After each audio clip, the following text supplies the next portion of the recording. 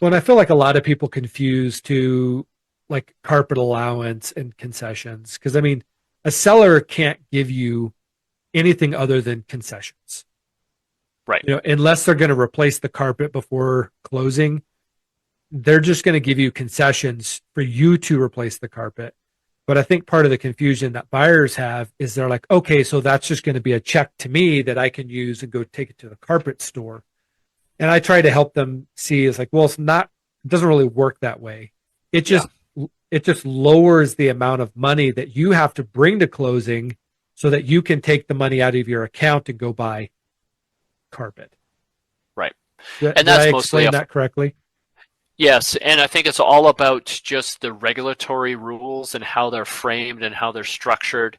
We're wanting to accomplish a certain thing. In order to accomplish that, we have to do it this way in order to be compliant with the regulations that exist. So yes, and that's kind of the reason for it, and yeah, how that functions. Yeah. And again, I think a lot of the regulations came from '08, where there was some Agreed. crazy stuff that was happening. Yeah. I know I'm a people big. that would go to closing and that they would get a check for $20,000 and not have to put Oh, a I just dime into it. I just got paid to buy my house. That's a I good know. deal, right? Yeah.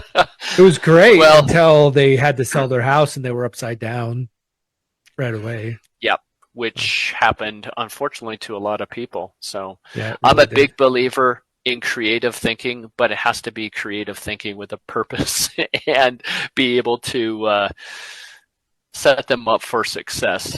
A lot of Yeah. the creative thinking in '08 was a little counterproductive.